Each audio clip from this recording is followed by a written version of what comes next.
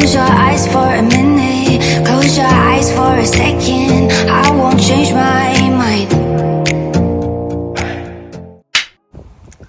Hi Posh fam, welcome back to my channel and welcome to yet another episode of the Real Housewives of Potomac. I am coming to you all the way from Melbourne, Victoria, and we are at Thomas Street Reserve Playground. I am talking in the background, so I'm just trying to give you a quick view of what is in front of me. So this is where I'm going to be doing my commentary, and I'll tell you why that is. Let's go. So it is a very hot summer day here in Melbourne, and I know, like, I'm gonna take off my hat, but I just wanted you to see the voice, you know, that was talking in the background earlier. Yes, we are somewhere in Melbourne, Thomas Street Playground. This is what we did during the lockdown. We pretty much me and my daughter had a lot of time going through, like, literally hunting for parks and playgrounds around. If there's anything that Melbourne, Victoria has got in spades, it's the parks and the recreational facilities. There's a lot of them, and it is designed for families to just go and enjoy themselves. It is one thing that I have found as a culture shock when I moved to Australia some 8 years ago, and I have pretty much taken a very good advantage of the sights and scenes of this playground. I have had nothing but fun with my little one. It's just giving us time out of our busy schedule to go. Like, I don't have to think about things to do with her. I just bring her to the playground. It is filled with lots of activities with other kids she can mingle and play with. Now, again, I have a little one, and so I am very time poor. And what that means is I have to definitely try to keep her entertained while I try to do some of my video edits. And today we are going to be talking about the last episode of the Real Housewives of Potomac. Now, I think I've gotten a little far ahead of myself. We're going to do a quick housekeeping, guys. Yeah, thank you so much for subscribing to this channel. Thank you, my friends and family. And I have to say a special shout out to Miguel. You know yourself, you have been representing by watching and liking my videos, and I just wanted to give you a quick shout out to say thank you for doing those, and please keep it up. Share this channel with your friends. They might not like the content, but I am sure they can help with the subscriptions. With that said, guys, keep it locked in here. To go to my playlist, click like, comment, and share this channel with your friends. And here we go with the recap of the last episode. That was the Real Housewives of Potomac. Alright guys, lighting is not the best. I am literally underneath the shade. It is quite hot. It is, I think, 33 degrees today, and I am not willing to get burnt just by doing this particular commentary. So like I said, the Real Housewives of Potomac went on hiatus, and they came back. And they're still in Austin and still on the Karen Triple 20 celebration. This time, guess what, guys? The easel was put to good use. Remember, I think night one or day one, when they arrived in Austin, Ashley wanted to get this women to channel their inner Picasso and do some painting. But that was, shoved down the burner because there was this altercation between Robyn, Candice. In fact, as you all know, the group is now divided. On one end is Karen, Wendy, and Candice, and on the other end are the rest, being Gizele, Robyn, Clarice, Mia, with Ashley sitting in the middle, and the new housewife Neka obviously now taking sides with Gizele and co. So it is a bit of a hit and miss because we're trying to have conversations. Conversation is not meshing well, and so you have to then go through pockets of conversation between the mini group that has formed in the franchise. So it's a little bit hard to, just understand what the dynamics is happening. But again, I am so glad they finally decided to put the easel to use. This time, Gizele and Ashley decided they were going to get the ladies to try and paint a replication or everyone's interpretation of Karen. It went really, really well, and I will tell you that they had a lot of fun, which was quite a relief because there has been, I mean, in all of the event that has happened, from the chicken ship bingo, you know, it's just been mad with a little bit of altercation and this organization as well as this unity. So safe to say that this particular triple 20 celebration did bring the group together somewhat. Did it last? Not exactly. We're going to get into that. Now, whilst Gizele and Ashley were organizing this particular painting session, we saw again the groups of conversation happening, and it's centered around mothers. Gizele wanted to find out how Ashley was doing with her own mom. I think Ashley hasn't seen her mom in 2-3 years, or I might scratch that. She did see her mom, but she hasn't visited her mom's home in 2-3 years. Her reason: her mom has a lover that she is not in sync with, that she doesn't align with, she doesn't agree with, and so for that reason she has sort of boycotted visiting her mom's house. Okay, I will not get into the specifics of that conversation. And then the other conversation was, we could hear Wendy letting the ladies know that her mom has gone into hospital, or just was an emergency happened while she was en route to Austin. The ambulance was called. She was complaining of stomach pain. I think this particular stomach pain is quite familiar. I would not be surprised if the mom is diagnosed with gastritis or some type of stomach ulcer. Anyways, she was telling them that she kind of felt a little bit overwhelmed, given that her mom was in the hospital, and with NECA having to have all those conversations surrounding Shrine, which I'm going to get into pretty shortly. And the idea, I think the mom has gone in for a gastroscopy to diagnose why she is feeling this particular pain. But again, trust Wendy to milk it for all she can.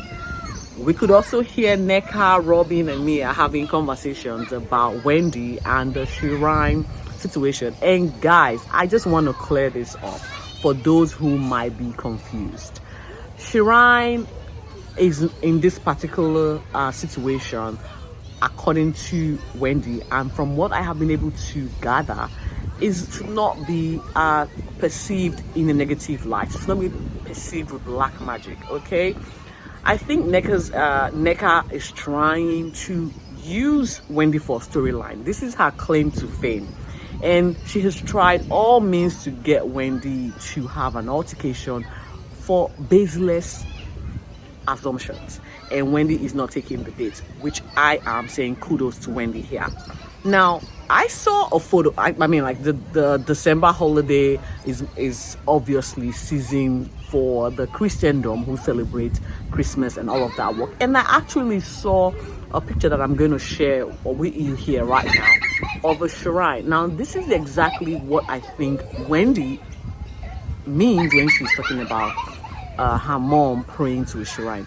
Wendy is a Catholic woman, if I'm not mistaken, and I think Wendy's mom is a Catholic, and they are practicing the Catholic religion. And yes, in Catholicism they got shrine, and an example is this picture I'm just sharing with you. This is an example of what a Catholic shrine is. I just saw this in front of an Orthodox whatever church, and I said, look, I'm going to take a picture because this is going to obviously put to bed what NECA is trying to stretch. It is an embellished conversation. It's baseless, without any form of or merit. And so when you see this, please note that Catholics world over have got shrines in their homes. Catholic shrines depicting images of Mary and what have you, with candles lit on them. And they pray to these altars. You know, and again, this is what the Old Testament prescribed. If you follow the Bible, I'm not gonna go into details, okay? Oftentimes they have like a link to God, which is through shrines and through altars. But the New Testament, obviously, with the birth of Jesus Christ, came that medium to which you are praying directly to God through His Son. But again, let me not bore you with all of the details. I just wanted to let you know that this particular conversation has got no depiction with black magic or witch or witchcraft or whatsoever. So Nneka can carry on trying as best as she can to discredit Wendy for all she can. It's just not going to work, and I hope none of you are falling for the trickery. And anyway, we can see Nneka still trying to outstretch this particular bone of contention, which she feels she needs to really stretch, because that's the only conversation she gets when the camera is focused on her, talking about Wendy. I feel like she should come up with a better storyline. Maybe we can actually have something, or we can pay her a little bit more attention. Other than that, after this particular conversation, Gizele sent her a text message getting them to come upstairs for the celebration of Karen, which they all did. And it was so much fun because we get to see these women channel their inner Picasso. Ashley won first, and her depiction of Karen was hilarious. I'm just going to just put up the photos. Next up was Wendy, who went a little bit better with it, but it wasn't exactly the best. Nneka tried, and hers was horrible.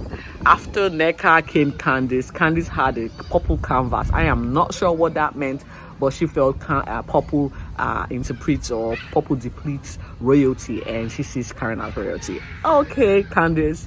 Next up was Gizele, who has got a long-standing friendship with Karen. You would think she would have the best representation in her canvas, but again, she tried. We'll give her E for effort.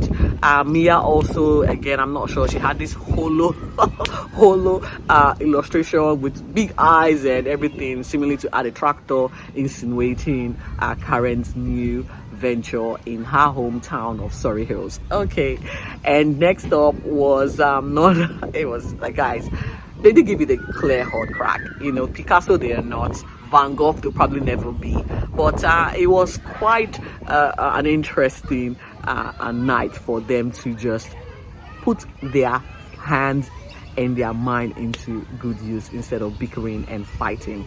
Now, the best in terms of representation came from none other than Robyn. Robyn decided she was going to go for a portrayal, I think one of the scenes earlier, where Karen was mocked for paying for the subscription on Twitter, which formerly known as Twitter, now X.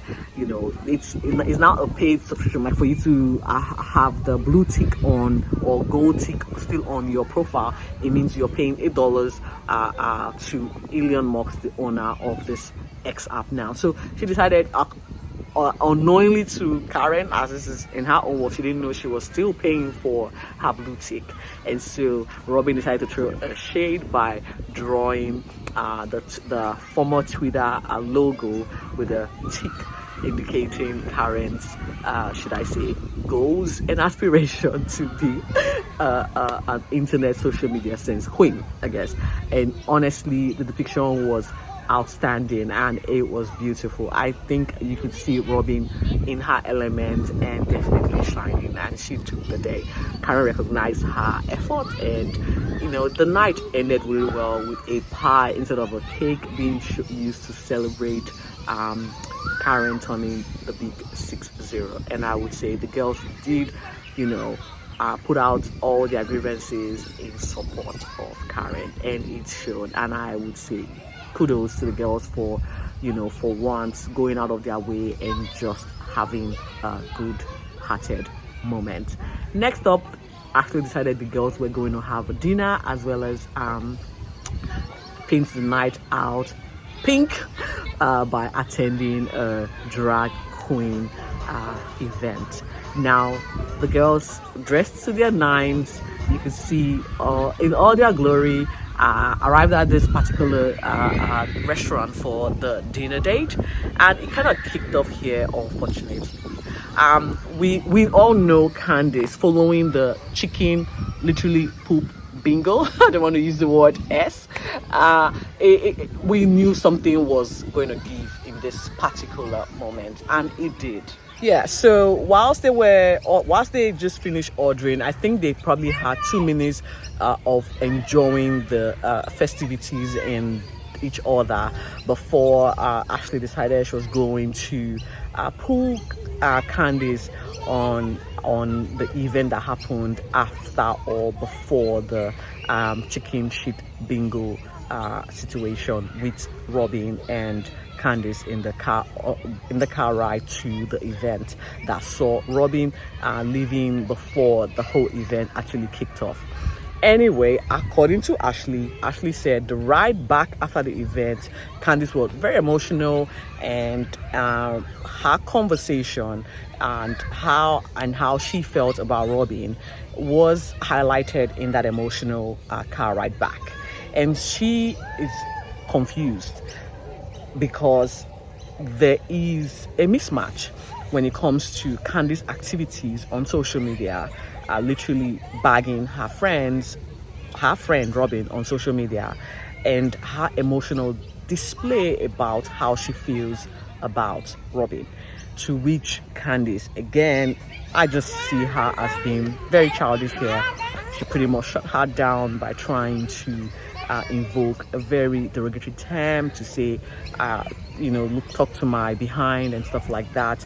This particular conversation didn't end well because we could see Wendy trying to come into, should I say, broker peace by seeking Robyn's attention to say, Robyn, what would you like to, say? Would you rather have this conversation with Candice directly? And Robyn wasn't engaging Candice at all. She was speaking to Candice, but speaking to Candice in third person. That infuriated Candice further, and I think the statement was behind the fact that she feels the double standard. Robyn doesn't want any of the ladies talking or berating or speaking disparagingly about the ladies in the group on social media or on the internet, period. And as you all know, Robyn and Gizele have got a podcast called Reasonably Shady, and they do whatever they like on social media, on the internet, using their podcast as a medium to emanate and disseminate information. So it was quite a double standard, and as Candice will call it, the lines keep moving. The lines of accountability keeps moving away from Gizele and Robyn towards Candice and the other group. So she feels you cannot say one thing and it not representing the entire group. One should fit for the whole. And this was where Robyn tried to engage Candice, but it didn't go so well because at the end of the day there was insult thrown and Robyn walked off and called her husband. And this is where it got funny for me because the husband was, again, like I said, the theme for Juan and Robyn's relationship is pretty much yelling over the phone at each other. Anyway, she tried to video call him or FaceTime him.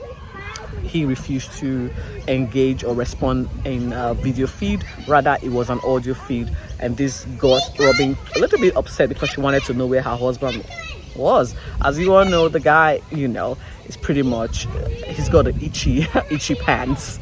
And so that went back and forth. The conversation really didn't go so well. One were like, why don't you give her the opportunity to speak, say her piece, and then you can decide if her reasoning is justified. Well, Robyn is saying she's not going to engage, and this led to a disgruntled conversation back and forth between Juan and Robyn, and this saw Robyn hanging up the phone. The other ladies, Gizele, Mia, and Ashley, rallied around Robyn, and again, Gizele being team Robyn says, don't engage, let this continue on, let's keep fighting. And Ashley wanted them to go for this particular drag queen event because she has set it up and she didn't want any of the drama to derail from her plan. Eventually they came back to the table and we saw them attending this particular drag event, which again, I am so glad they were able to put their madness aside and engage Karen for one last time celebrating the big 60.